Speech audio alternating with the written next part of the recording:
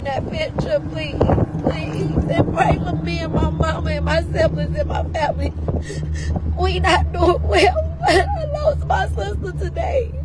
I lost my sister. I would never see her again. I lost my sister. I lost my sister, y'all. I lost my sister. Yesterday, a mother's morning routine turned into heartbreak. Romeca Meeks, 31, was executed just after dropping off her son outside a school in Chicago's South Loop neighborhood. A confrontation with another woman, all over the same man, ended fatally. Welcome back to Park Jones. On the morning of September 8th, Romeca wrote her son a loving note that reads, "Happy Monday, son. Today is a fresh start to this day, and you can start off strong. Always remain yourself. You're the coolest, smartest, and funniest kid I know. I love you so much, and you make me so proud. Have a great day. Mommy loves you." Hours later, at approximately 9:05 a.m., Romeca was approached by a known woman. The two women allegedly engaged in a physical altercation, and bystanders even alleged that at some point Romeca was put in a headlock. That's when the other woman allegedly pulled a weapon and fired, striking Romeca in the face. She was transported to Stroger Hospital, where she later passed away. Yeah, Terrell and Tanya, still really heavy police presence here near Cermak and State. You can see that police have taped off a portion of the area. Right now, detectives are surrounding a white sedan that appears to be connected to this incident. Chicago police saying that early this morning, around 9:30, there was a fight between two women. That scene unfolding here near State and Cermak.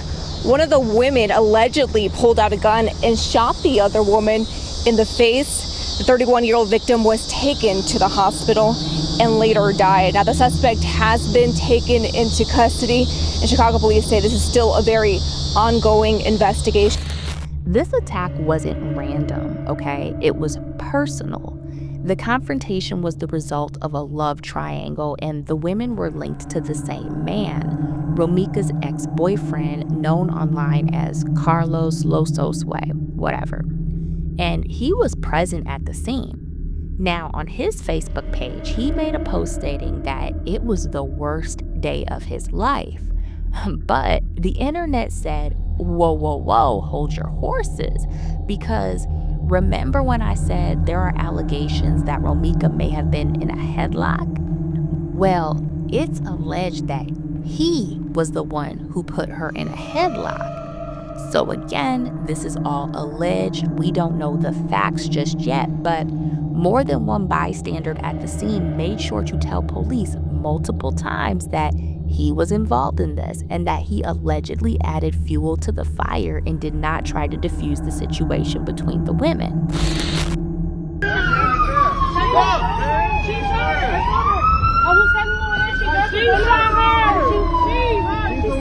She's the one who shot her. But she shot her. Oh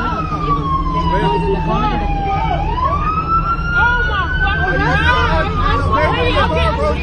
The baby in the car, how you feel? She just dropped her. Get up. You scared as hell, right? Scared as hell. You had her, buddy. You had her, buddy. You had her, bro. What are you talking about? You had her in a headlock. When you shot her, Brody, I was there. Oh, I just said, man, I don't know arrested. There's a fucking gun on the street. I'm licensed to carry. It doesn't matter. It doesn't matter, bitch. You shot somebody. What's wrong with you? Calm down. Calm the fuck down.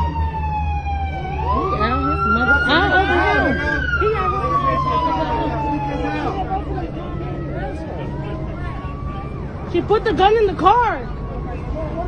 The gun, she shot her? Let's go right here. She shot her. She shot her. She put the gun in the car. Bystanders saw it all play out and stayed at the scene, and footage captured the aftermath. Romeca on the ground near a white sedan while the suspect, wearing green leggings and a black sweater, nonchalantly spoke on her cell phone.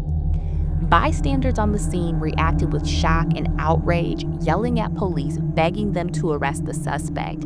And the suspect yelled back at the bystanders, letting them know that she has a license to carry. Meanwhile, Carlos was drenched in blood, watching police trying to stabilize Romeca. Please, y'all, stop sharing that video of my sister. Put up good pictures of her. Y'all gonna post her. Put up good pictures of her. Please don't post her on that ground dead, please, y'all.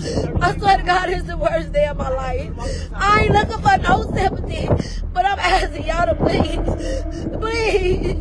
Jealousy is a mother. A nigga ain't shit. But when a nigga think they can do you like that, you did wrong and you wanted to hurt somebody that you hurt. Nobody did anything to you. You hurt my sister and that girl. Please, I'm asking y'all, can y'all please just don't post that video of my baby sister. Now, again, we don't have all the details yet, but there are so many layers to this story. There's rumblings that there may be a restraining order out there. We don't know if the suspect has the order against Romeca or if Romeca had a restraining order against the suspect or the ex-boyfriend. And don't forget, the incident happened outside of a school, which is a perceived safety zone. So there may be some laws out there which will add another layer of complexity. And it's very clear that the two women did not get along. The night before the incident, Romeca posted on her TikTok stories essentially saying that she's not worried about a man and that this same man actually settled for a bird who he can manipulate.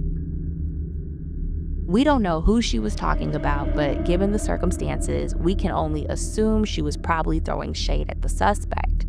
All of that to say, even if the suspect was licensed to carry, and even if this was self-defense, you have to ask, why was the suspect present at Romeca's son's school during morning drop-off if there is that much tension in the relationship?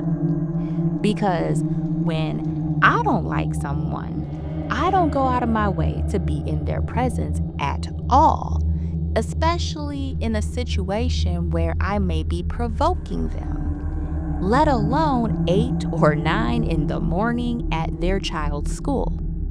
Okay? I cannot be the only one that just saw that woman get unalived in front of her son's school by the daddy's girlfriend. Why the fuck is you bringing somebody to fight your baby mama at your child's school? Knowing they had problems. Then the lady talking about, I'm licensed to carry. She should have never been f***ing with me, bitch. Why is you at that woman's child's school? Then the man on Facebook talk about, this the worst day of my life, bitch. You know what the f*** you did. They need to take your ass down right with that f***ing woman. Baby daddies be so f***ing messy and miserable. Like, I literally hate it. You just got your son's mother took from him. For what?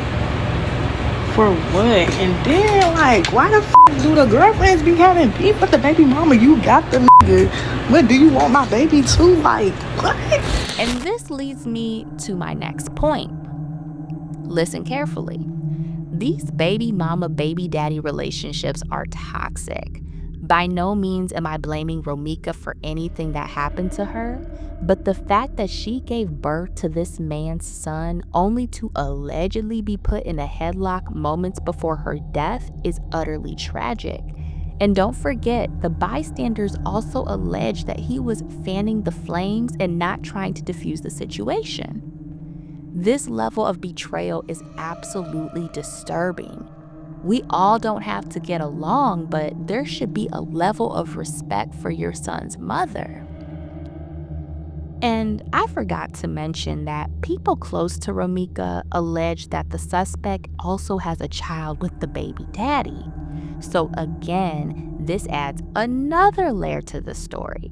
So if this is all true, imagine the dysfunction of your half-sibling's mother taking the life of your own mother. The suspect is currently in custody and cooperating with investigators, claiming self-defense, and at this time, there are no formal charges. Friends and loved ones will miss Romeca dearly. And something that I found really disheartening is that Romeca was also friends with Derica Patrick, another young woman in the city of Chicago who was tragically ambushed while 4 months pregnant a few years ago. And I made a video on the channel about Derica. There's a video of Romeca supporting Derica at a vigil, and in that moment, little did she know she would soon meet the same fate as her good friend. And the reason I found this all to be so disheartening is because it just seems that Black women in Chicago are being hit with so much violence, and there doesn't seem to be a solution for it. No one's coming out trying to solve this, okay? And when I found out that the two of them are friends, I immediately realized that they both were running in the same social circle. So within that circle, there are at least 2 people that their friends and family and other loved ones have lost tragically to violence.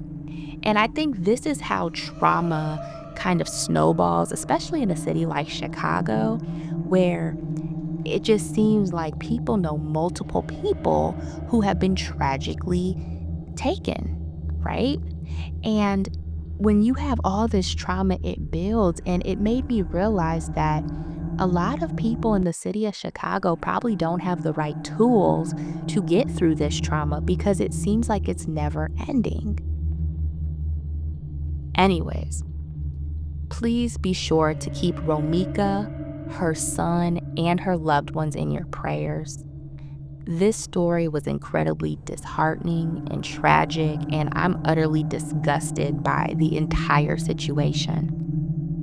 If you want to support the channel, be sure to comment, like, subscribe, and check out the videos on the screen. I'm your host, Park Jones, and I'll catch you on the next one.